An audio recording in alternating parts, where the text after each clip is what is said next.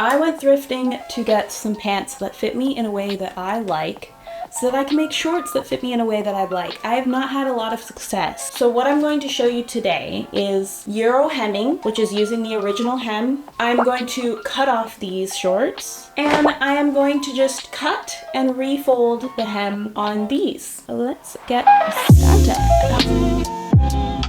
Before we get started, you are going to want to acquire a size 16 or denim needle. You also want denim thread that matches the thread of your jeans. If you are able to actually check the text size of the thread, I used a text 60 and I wouldn't go any heavier than that. You will need a zipper foot in addition to the regular foot. Also, when sewing, you want an increased stitch length since we are working with thicker fabric, and thicker fabric will eat up most of the length, leaving you with a smaller stitch. So you can go up to 3 or 3.5. You can also test this and see how it matches the original stitching on your jeans. Lastly, if you approach a really thick part of your jeans, I highly recommend walking the machine over it because sometimes the needle gets forced into a slight bend when it goes through a very thick part, and then it might hit the plate and you will have a broken needle or worse, so always walk. Now let's get started. First, we are going to cut off and expand. These black mid-rise denim jeans are a straight leg cut. They don't have any stretch, but they are a relaxed fit, roomy enough that they don't feel too constricting. I really like the length of my sweat shorts. They're about a 6-inch length, so I'm going to copy those. So I measured the inseam here at 6 inches. I marked that only to realize that I need to fold it, and I like folding it backside out. So when you fold your jeans like this, make sure you align the waistbands and make sure that the crotch is folded at the seam and not the seam allowance, so that you don't end up with one leg longer than the other. So I did that. Then I used my ruler to mark a straight line that is directly perpendicular to the grain of the fabric for an even hem. I kind of just eyeballed this, and then I marked it across with my chalk. So we don't have to add any seam allowance because this is a cutoff look, so we are cutting it where we want it to end up. But there is so much more to these cutoffs than you would think for a garment that has longevity in one's wardrobe, so keep watching. At this point, I tried it on just to make sure I liked what I was seeing, and I realized due to the straight cut of the jean, they are rather narrow, and I wanted something a little more gently flared. You could avoid this by choosing a jean with a wide leg cut and skip the additions that I'm now going to make. I decided to utilize the leftover pant fabric to add pieces to the inseam and outseam. For the outseam, I seam ripped just to the point where it has the bar tack, as most jeans do. You can go beyond this for more flare, but I was satisfied with this. I measured this portion and it was about a little under 7 inches, so I created a 3-inch by 7-inch piece to go in there. I decided I wanted to add 1.5 inches into the outseam at the hem, but start at 0 at the bar tack. So I adjusted my pieces into a triangle shape. So at the bottom we have 2.5 inches in total, which includes the 1/2-inch seam allowance on either side, which will leave it at a 1.5 inch width at the hem. And at 1 inch at the top will allow for the 1/2-inch seam allowance on each side of the seam, leaving it at 0.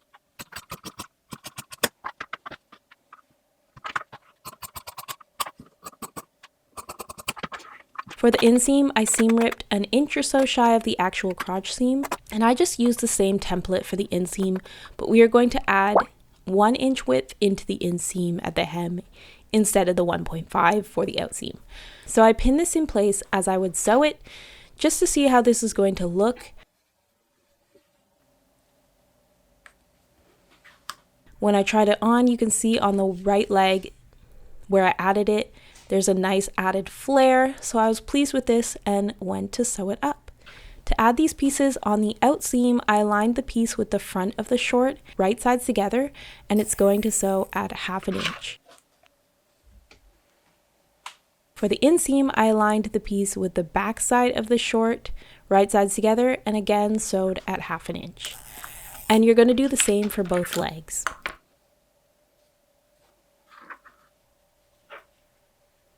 Then you want to sew this up and overlock or zigzag to finish it.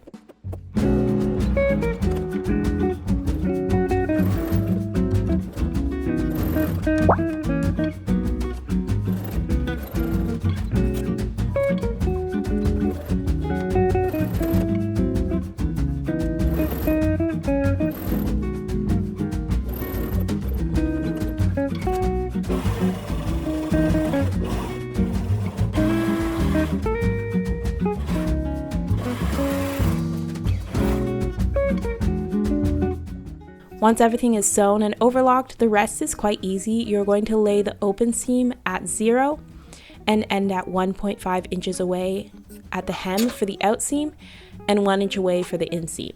I put a ruler under so that I could pin in place and not catch the underlayer of fabric. Then you're just going to top stitch that seam.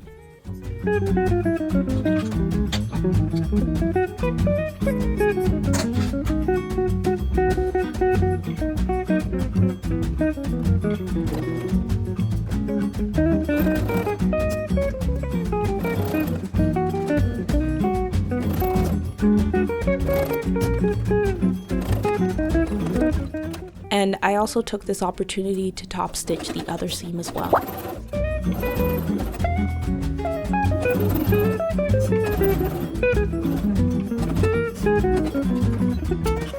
To finish, cut the excess fabric so that it aligns with the hem. Once that is done, you will notice excess fabric inside. Just cut that off in alignment with the original seam and then overlock or zigzag it.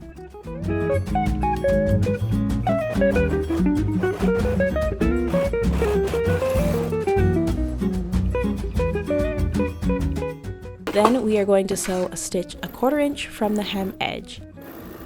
And as I mentioned earlier, what this will do is just discourage excessive fraying as you wash and wear, and it's just a nice finish.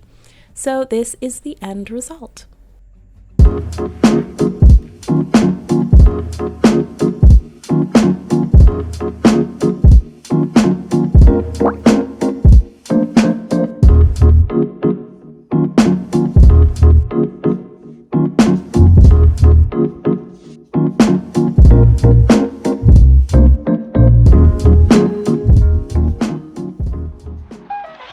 We are going to do the cut and roll method. So these are some thrifted wide leg H&M jeans. Because they are white, there isn't much texture on the hem, so these are the type of jeans where you can get away with cutting and rolling a new hem instead of applying the original hem like we will do with the next jeans. I was hoping this would be loose enough to make a knee length cut like these ones that I pinned, so I marked them at about a 9-inch inseam. I had marked a place on the one jean, so I folded it there, and this is where you want to add 1 inch to the length for seam allowance. I didn't film how they looked, but I decided to cut them at a 7-inch inseam instead of the 9-inch because they just weren't really loose enough in the hip area to get the look that I wanted. I had this thread, it was a bit darker, but it blended pretty well.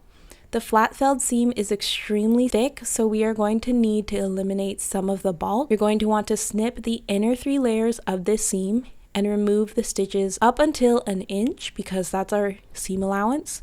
We're going to roll it 1/2 inch and 1/2 inch and then cut it off there. This makes a huge difference while sewing. I tried sewing it without removing this and it was really difficult. Make sure your stitch length is increased, then fold your hem 1/2 inch twice and stitch along the inner fold from the inside of the jeans.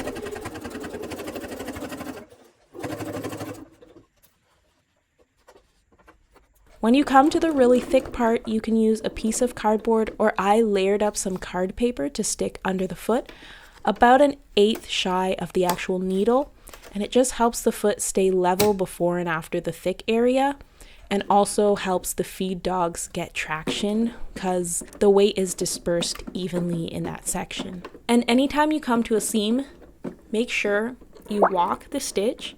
This is very important. Don't be breaking needles, it's frustrating and potentially dangerous.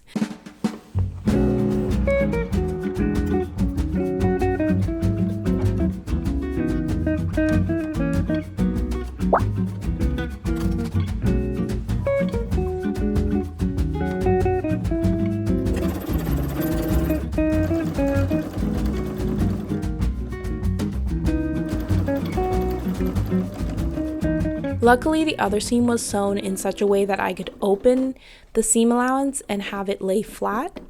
If yours is overlocked together, do the same as we did with the flat felled seam. Finish with a back stitch and you can consider your jeans hemmed.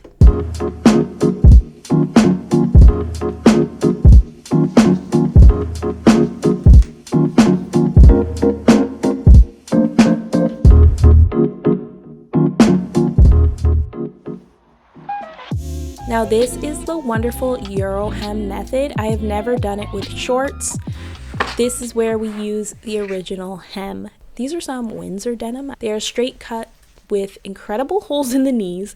The fabric was a sturdy stretch and I loved the button fly.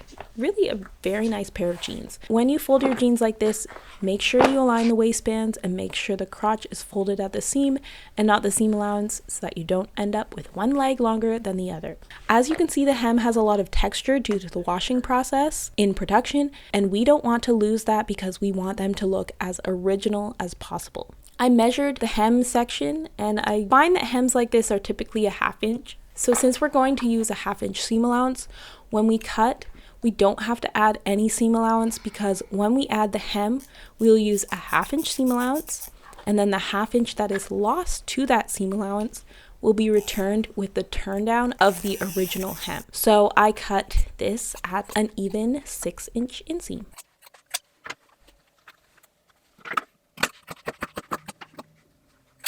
Next, we go down to the hem and we're going to retrieve that original hem. So mark a 1/2 inch above the actual hem fold on the inside and cut there. Find the flat inseam and unpick the stitches to take it apart.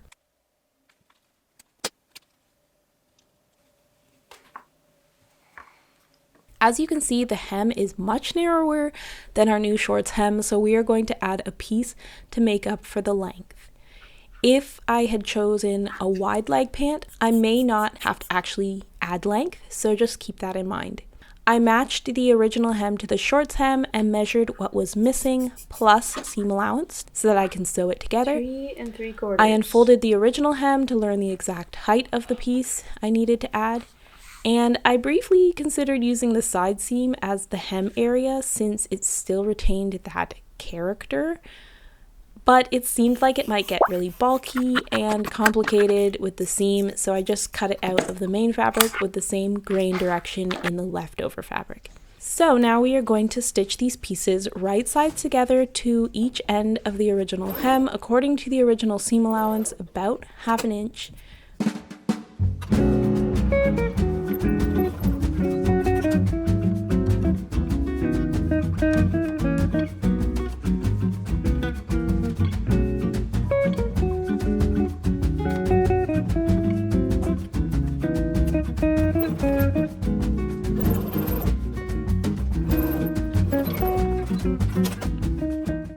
Press open or just finger press open the seams and you can fold just like the rest of the hem.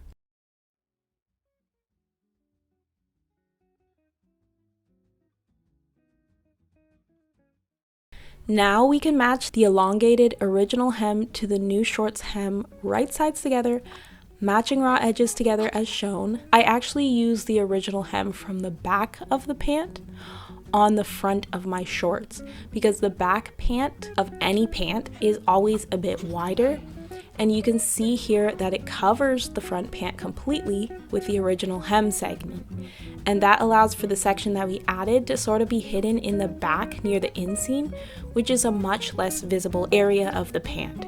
So I pinned everything in place and now it's ready to sew. Using a zipper foot, we are going to get the needle as close to the inner fold of the original hem and stitch all the way around.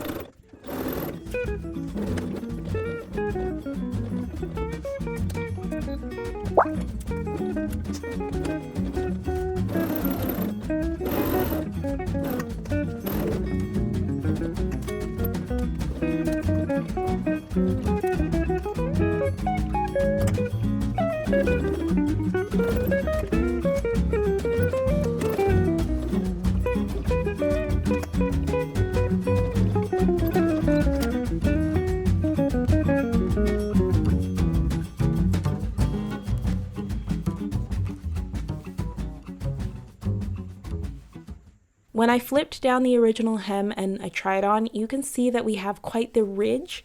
It's pretty obvious that this was doctored, so we are going to go one step further to achieve a professional finish. So to do this, I opened up the original hem all the way around, then I pushed all the seam allowance from the alteration into the fold of the hem, trimming where needed. Then I pinned everything in place. Although I realized I wanted to sew from the outside to make sure I stitch where it was originally stitched. So do yourself a favor and pin from the outside of the garment, unlike I did.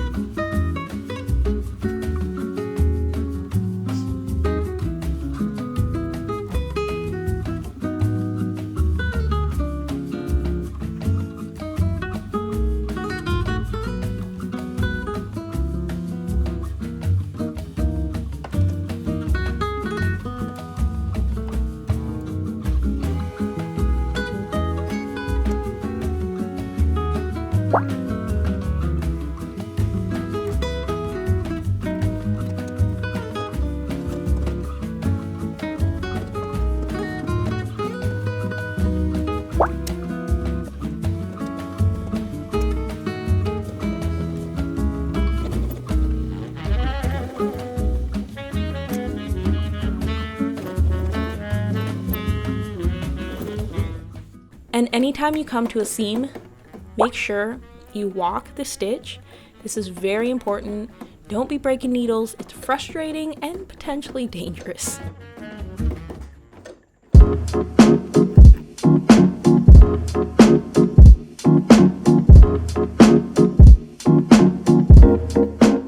So this is the Euro hem finished. It looks super beautiful. The added piece is pretty discreet, and these have been worn many times already. I love the length. I was originally a bit annoyed with the hem width, being that it was a straight cut, but with wear it stretched out a bit, and I just love these shorts. They look perfect to me. Thank you everyone for watching. Subscribe if you want to see more. Check out my patterns on my website and like this video if you enjoyed it. See you guys next time.